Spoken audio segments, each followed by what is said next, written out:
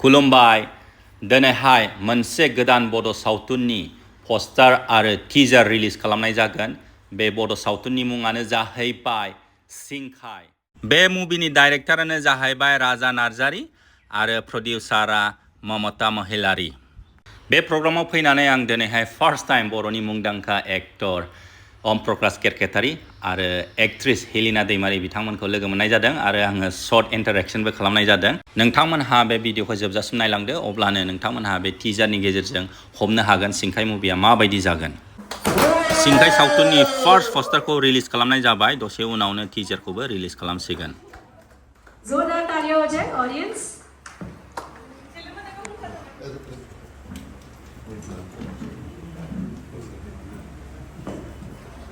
अरायबो आंखौनो इसोर मानिनानै सोलिनांगोन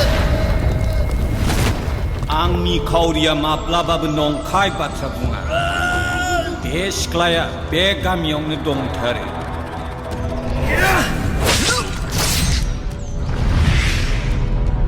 बिसोर नोंखौ मानो नागिरगासिनो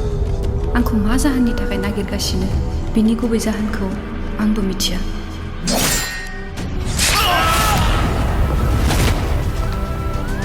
आघोन दाननि सनिबार अमाबस्या हरा फैगासिनो दङ बेनिखायनो बिसोर बिदि खामानिखौ मावदों जानो हागौ नोंनाव जा दं मोदोम सोलेर गासैबो दा सम्पतिनि हास्थायनायखौ सुफुंनो थाखायल'सो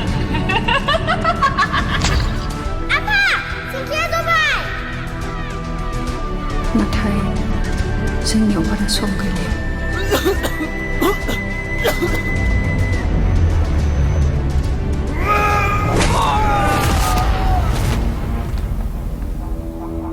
नोंनि नोमाया सासे दायनासो बेखौ बे गामियाव दोनजाला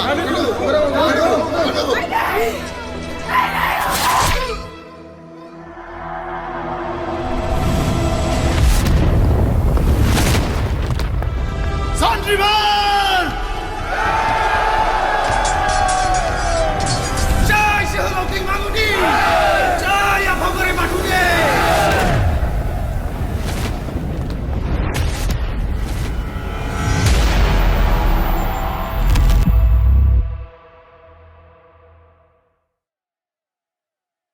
Congratulations, Raja. I'm very proud of you. दिनैहाय सिंखाय बर' सावथुननि फार्स्ट पस्टार आरो टीजारखौ रिलिज खालामनाय जादों many congratulations to you. दा जोङो राजानिफ्राय मिन्थिनानै लानि राजायानो डाइरेक्टरखा सिंखाय एक्चुअलि जों बेखौ लिरजेननाय स्टार्ट खालामदोंमोन 2024निफ्रायनो ओमफ्राय लिरै लिरै आंनि सासे जाय आंनि राइटार जायखौ आं आंनि भिजनखौ खिन्थादोंमोन जे जोंनो बेबायदि सावथुन मोनसे बानायसै दे गोदो गोदायनि कास्टम ट्रेडिसन्सखौ देखायनि गोदोनि बुलायनाय थिर गावनाय जंजों बिदि ओमफ्राय जाहाथे जोंनो मोनसे स्ट'रि नांगौ जाहाथे जोंनि मा जायोमोन गोदोआव बहुद खोमसि फोथायनाय दंमोन मानसिफ्रा गावजों गाव बहुद घृणा मोनसे दंमोन ओमफ्राय बेफोर खोथाखौ जोङो गुरुत्व लानानै बे सावथुनखौ लिरनाय जादों आरो बे सावथुनाव गोबां रिसर्सेसनि दरकारमोन मानोना जायगानिफ्राय लानानै कस्टिउमनिफ्राय लानानै अर्नामेन्टस वेपन्स बिथां गासिबो जेंनाखौ लानानै जों बे सावथुनखौ बोरै दिहुननो बे प्रब्लेमा जोंनियाव दंमोन आरो ओमफ्राय बाव लाकिलि आंनि प्रडिउसारा आंखौ नागिरनानै मोनो जे नोंनाव बिदि स्क्रिप्ट दं होनलाय आं बेयाव दङ नाथाय बिथाङा लोगो हमफैयो आंखौ ओमफ्राय बे दिननिफ्रायनो जों 2024 आगष्टनिफ्राय माने जों दोनथ'नाय बायदि जादोंमोन हागोन ना हाया आंनाव प्रडिउसारा होनबाय दे आं दं नोंसोर खालामबाय जों आरो आंनि राइटारखौ होनबाय जे जों लिरफिनसै होननानै जों माने सिगाङाव एसे 60%ल' गोदोनि दोनदोंमोन 40% मदार्न माने एसे मागादिरा टाइप माने एसे गोदोनाव थांबाय ओमफ्राय नट उनाव जेला जों साहस मोनबाय जे नङा गोदोनिखौनो बानायसै होननानै स' जों आरो जिरायनानै रिराइट खालामफिनबाय ओमफ्राय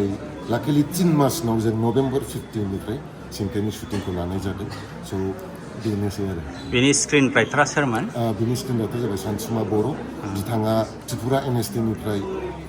थियेटार पास खालामनाय आरो दा गावबो निजे थियेटार फोरोङो आरो एक्सिलेन्ट मानसि बिथाङा आंजों लोगोबो आं जे भिजुवेलाइज खालामदोंमोन जेरै आं स्ट'रिखौ थांजोंनो बिथांनो लिरदों ओमफ्राय जों ज' जिरायोमोन जोंनि आंनि एसिस्टेन्ट डिरेक्टर विंकल नार्जारी आं आरो बिथांनि सासे लोगो बुंसा होननाय स' जों साब्रैनि गेजेराव बहुद डिसकासन जायोमोन आरो जे सल'खौ बोरै लांनो मानो स' अभारअल बे टिमा प्रि प्रडाक्सन टिमा बहुत स्ट्रंमोन आरो मेन कास्टिंसआव सोर सोर दङ ओरैनो जोंना दा मेन कास्टिंआव मेन लिड एक्टरानो जाबाय सोरां नार्जारी आरो मेन लिड एक्ट्रेसानो जाबाय हेलिना दैमारी आरो मेन भिलेन फार्स्ट टाइम एबा नुनो मोनगोन ओम प्रकाश खारखातारी आरो बिथांजों लोगोसे जोंहा दं जेनिफार दैमारी फाख्राय नार्जारी रुबुल बर' आब' माबा मोहिनी रामसियारी जायखौ साकुन्द्री बुरि होनो दाब्ला सार दं फैलाव सार जाय दाखालिसो रुंसारि जालांबाय आरो बेजों लोगोसे जोंनि बर' सिनेमानि गोबां आर्टिस्टफोरखौ नुनो मोनगोन आरो वाव भेरि एक्साइटेड बे मुभिया बेसेबां बाजेटनि ओरैनो बे मुभिया एप्रक्सिमेटलि प्रि प्रडाक्सननिफ्राय लानानै पोस्ट प्रडाक्सन खालामबा 1 CR बे मुभिनि एडिटिंआबो जोंना नै राजा फंबायानो खालामदों आरो पोस्ट प्रडाक्सनाव एडिटिंआव आं दं ओमफ्राय ग्राफिक्स डिजाइनाराव जिमि मुसाहारि दं ओमफ्राय VFX जेखौ स्पेशल इफेक्ट्स बिराद नुनो मोनगोन बे सिनेमायाव माने गब्लं नामा जेखौ जों गेम अफ थ्रन्सखौसो नुयो स' बे मोगथांनि टीम दं मिउजिकआव जोंना दं ज्योति दैमारी सोमखोर दैमारिनि उदालगुरिनि स' स्प्लिट जोब आरो ओमफ्राय कालारिस्टआव दं जोंहा अरुप गयारि बेहा गुवाहाटीनि आरो जोंना साउन्ड डिजाइनार जेखौ फलि आर्टिस्ट होनो बिथाङा जाबाय सोरां ब्रह्म बिथाङा बङाइगावनि स' बे मोनसे टिम आरो जोंनि पस्ट प्रडाक्सन आरो दाना गोबां गथ'फ्रा बाहेरानिफ्राय सोलोंथाइ लानानै फैबायथ' VFXआवबो एनिमेसनावबो ग्राफिक्सआवबो स' बेफोरबायदि गोरों गथ'फोरजों दा मावनो मोननानै आङो जोबोद गोजोननाय मोनो आरो एनार्जि फैयो आरो एनार्जि फैयो आरो स' आरो दा दिनै टिजारखौ होनाय जाबाय माबायदि मोननाय जायो उनाव जाहाथे नोंथांफोरा नेबावबो ट्रेलारखौबो नायनो मोनो बे मुभिखौ माला रिलिज खालामगोन जों सेप्तेम्बरावनो रिलिज खालामगोन एक्जाक्ट डेटखौ जोंहा एसे प्रब्लेम दं बिकज अफ इलेक्सन्स आरो एग्जाम गथ'फोरना बे टाइमाव हाफ इयारलि एग्जाम जायो आरो इलेक्सन्सबो देग्लाय दं स' बेखौ लोब्बा लानानै जों खिन्थु सेप्तेम्बरावनो खालामगोन एक्जाक्ट डेटखौ जों ट्रेलाराव फोसावगोन बे मुभिखौ बहा रिलिज खालामनाय जागोन जों सिगाङावथ' जों बेखौ बड'लेण्डआवनो रिलिज खालामगोन बेनि उनाव जोङो अल अभार आसाम थियेटाराव रिलिज खालामगोन आरो जुदि जोंना गासै मिलायलायोबा जों बेखौ पेन इन्डियाबो रिलिज खालामनो सानदों सिनेमा हलाव देखायगोन सिनेमा खेबसेनो डाइरेक्टलि सिनेमा हल एन्ड बे मबाइल थियेटार गामियाव खेबसेनो मोननैबो खेबसेनो ज' रिलिज जागोन नोंथांमोनहा नुनो हाबाय नै बर'नि मुंदांखा फावखुंग्रि हिलिना थेंक इउ स' माच फार्स्ट टाइम जोङो बेबायदि फर्मालि मिटिं खालामनाय जादों आरो लोगो मोननाय जादों सिंखाय सावथुनाव एक्टिं खालामनानै नोंथांनि एक्सपिरियेन्सआ माबायदिमोन एसे फोरमायनानै होदो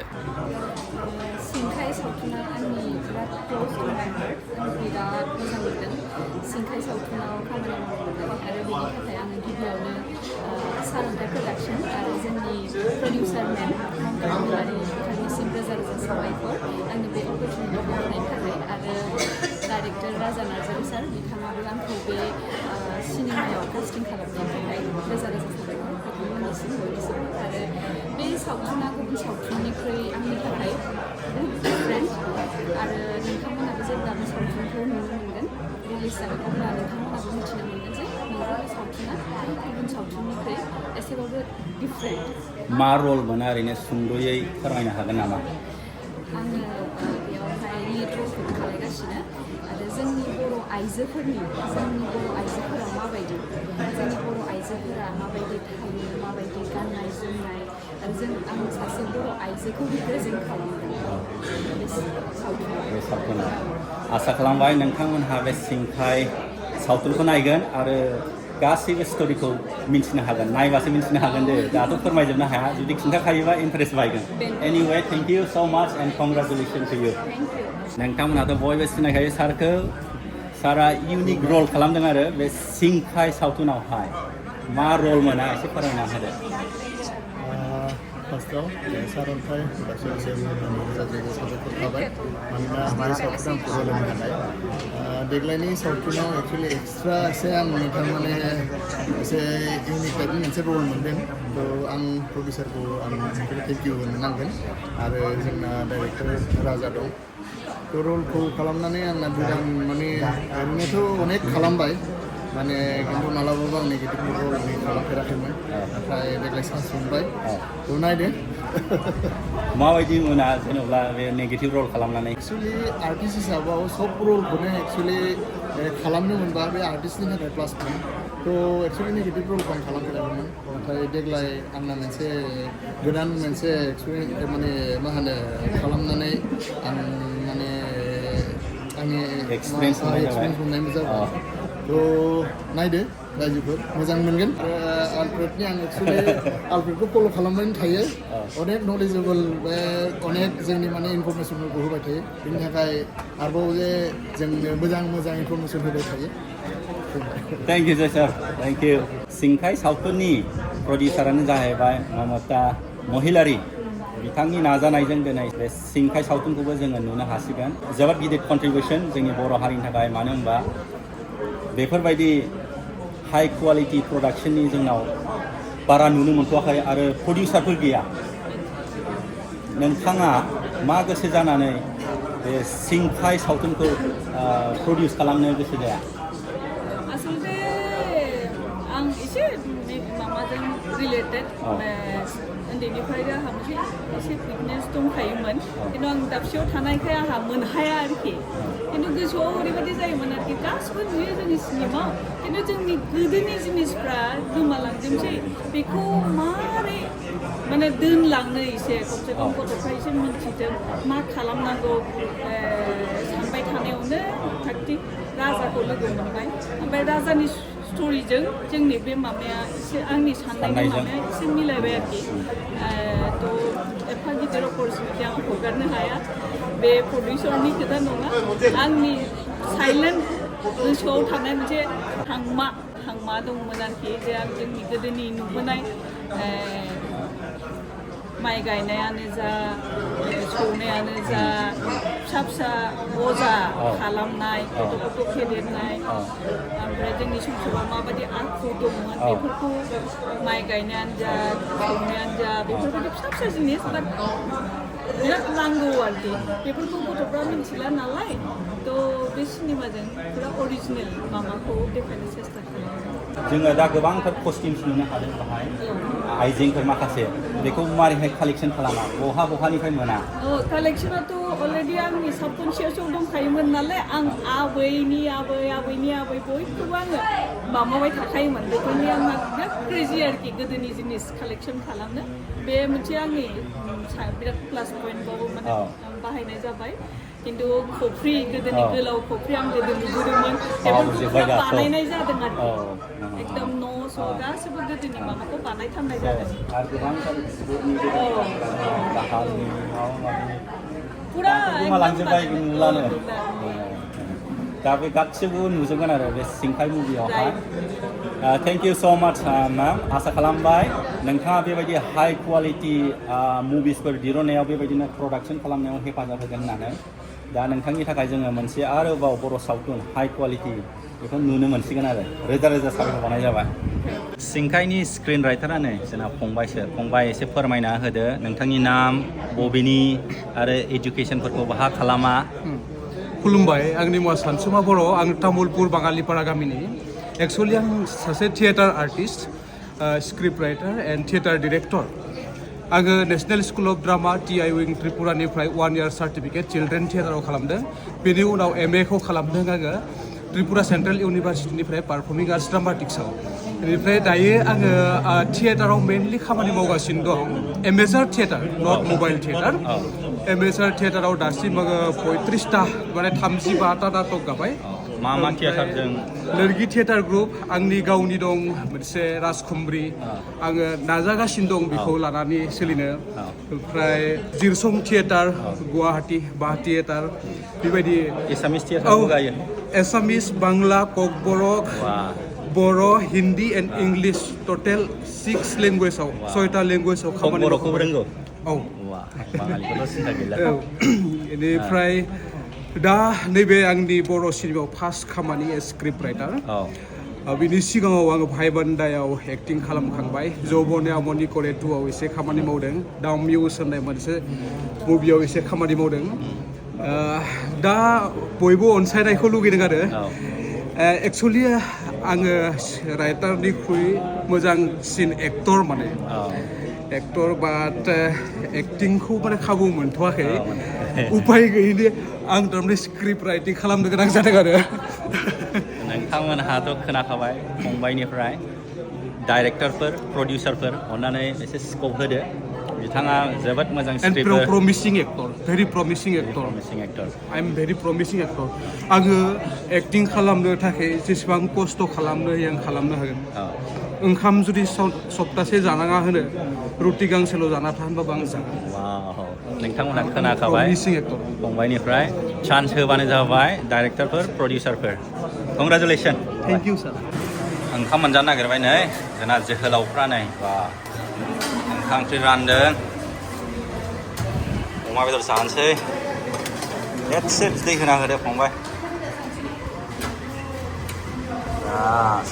जाबाय दे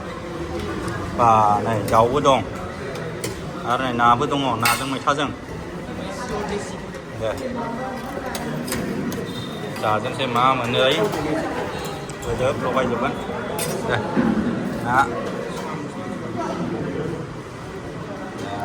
बरिया पापर थोखाबाय फंबाय थेंक इउ स' माच फंबायाबो सिंखाय टिमनिनो एसे फोरमायना होदो मा बिबानाव दं एक्चुअली आङो प्रडाक्शन मेनेजारनि पस्टआव दंमोन ओमफ्राय एक्जिकिउटिभ प्रडिउसाराव खामानि मावनो फैदों आरोना एसे मोननै पस्टखौ सामलायनो मोनदों मेमनि अननायाव फंबायमोनहा बिराद एक्टिभ जोबोद मोजां खामानि मावगासिनो दङ थेंक इउ आदा जानोसै दै नै लुगैनाङा अमा बेदर दाउ बेदर ना गासिबो ओरैबायदि गोथावखा आरो नोंथांमोनहा बे सिंखाय मुभिया जेब्ला रिलिज जागोन अब्ला नोंथांमोनहा नायनो हामफिन जानानै थाखादो आरो दिनैनि भिडिअखौ एसेबां फोजोबनोसै thank you bye bye good night